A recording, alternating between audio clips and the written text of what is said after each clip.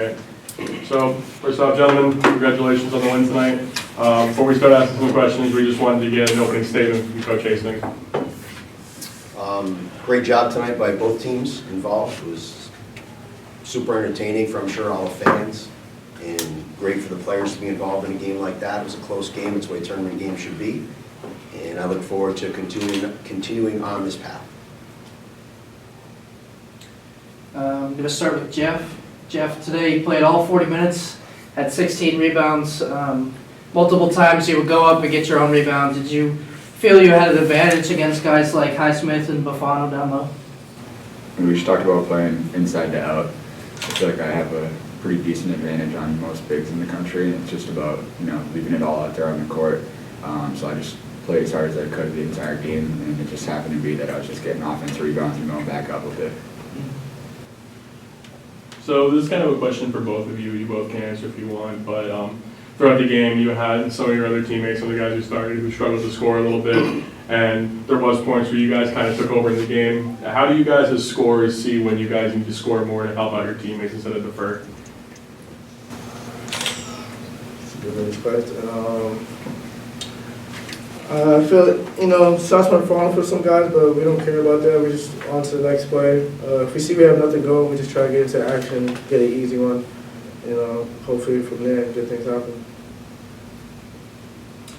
Did you guys kind of see an opportunity to force turnovers against this team, and were you disappointed that you weren't able to capitalize on some of those more turnovers? I think you only had 12 points off 11 turnovers in the first half. Is that something that you wanted to see a higher number from?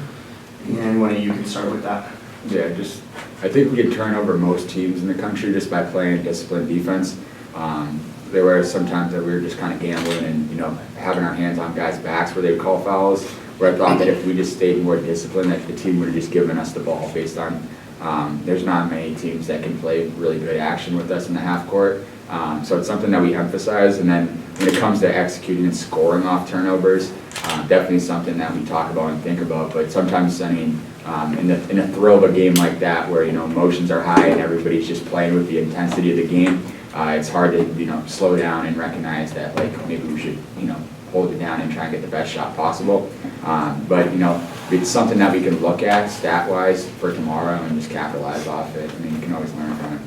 Yeah, can I, kind of twofold here, I want to back up to your question. I think it's great that maybe people watching the game might think that these guys are just at some point going to take over the game, but they do it within the offense.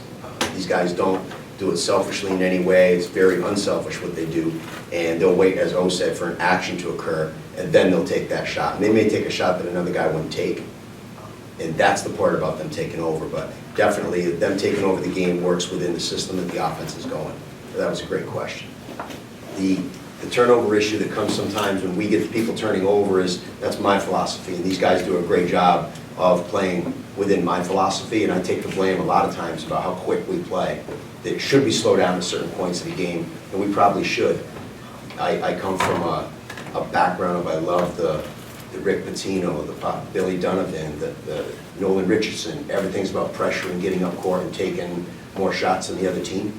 And tonight it actually didn't work out in that way. And I think a lot of that's attributed to their real good team.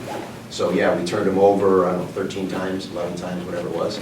And we didn't score as much as we typically do. But it's okay, we continue to work at that and try to improve each game. Was this a team that you maybe expected to be able to run out of the gym a little bit? They don't score over 70 that often. They average under 70 this year, I think. Did you expect him to maybe be able to speed up on them a little bit? I did. I don't think I verbalized that to these guys because, yes, we score 89 points a game. They score 70 points a game. I thought we could play more up-tempo with them. At halftime, we had them at 33 points, and I'm going, okay, we hold them to 67, 66. That's great. And I told these guys that at halftime. We were at 40 already, so 80 to 66 seems reasonable. And I thought we almost did break that out. We did have a 15-point lead, and then we had a couple defensive breakdowns, mental breakdowns, and they got back in the game. Coach, I got one more for you. A starting five, I don't think we've seen at any point this year. Was that something strategy-wise that you wanted to kind of switch up coming into today? Exactly. We needed to do something different. We were thinking about whether we could throw that other team off a little bit and see what would happen. And I thought the starting five worked okay. It wasn't great, but I definitely think there was a difference when the starting five go back together. Coach, I have one for you as well, kind of going back to, the pace of play that you play at. Eastern, kind of similar, look to get it out in transition, especially offensively. How do you think you guys match up with them going into tomorrow? I think it's a great matchup. I really looked at Eastern's game today, and I thought they were pretty equivalent to the way WestCon plays. So I think that it's going to be a great game tomorrow, good matchup.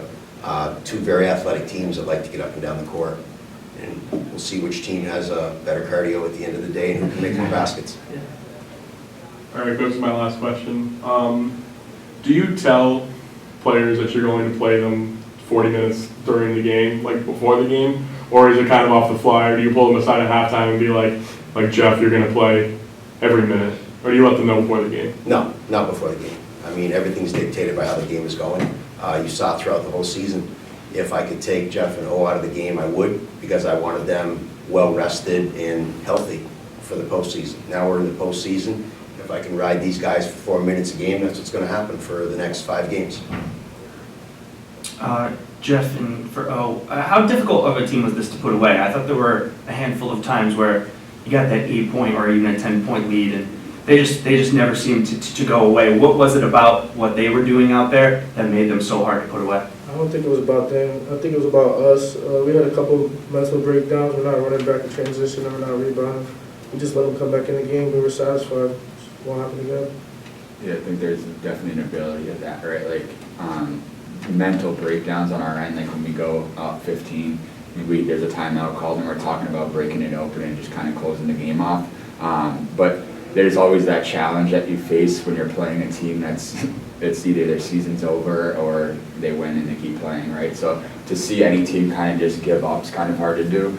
So what we needed to do was more execute when it came to coming out of that timeout down up 15 and not allowing them to do what they do well. And we kind of gave up some easy ones that just brought them up into the game and kind of had mental breakdowns. And that was the punch that we could have probably taken and thrown right back at them. And that comes back to us, right? We have to be aware that a team is not going to just quit on us and let us beat them by 30 or 20 or whatever it could be. Dave, how important are these two in these games that maybe aren't the prettiest, maybe aren't the way you drew it up, but when you got to pull it out, you got 2 All-Americans sitting next to you right here. Yeah, the bottom line is I don't care what the score says at the end of the day, as long as there's more for the Owls and whoever the opponent is. And like I said, I'll take these guys against anybody in the country. Anytime I need to go and play a game, I would say it's 2 All-Americans. They get everything they deserve, the 2 hardest workers around here, and hopefully they can just keep bringing these other guys that are on the team along with them, and we continue this tradition of winning. I'd be remiss if I didn't bring up Spencer Aronson, 5 3-pointers, matches a season high. How big was he in those momentum swings when you needed a big bucket? Spencer Aronson is always big. You don't know some days what he's going to get for a percentage or things like that. But I will take Spencer shooting the ball, and when you can sub him out and he's going, I'm getting ready to hit the next one. Yes, you are, because he's a shooter. He's got a shooter's mentality, and he's got serious range, and he's not shy about it, and it doesn't bother him when he misses or makes it. Just keeps playing. Almost up close if you are. All right, guys, great win. Good luck tomorrow. Thank you. Yeah, see you guys tomorrow. Thank you very much.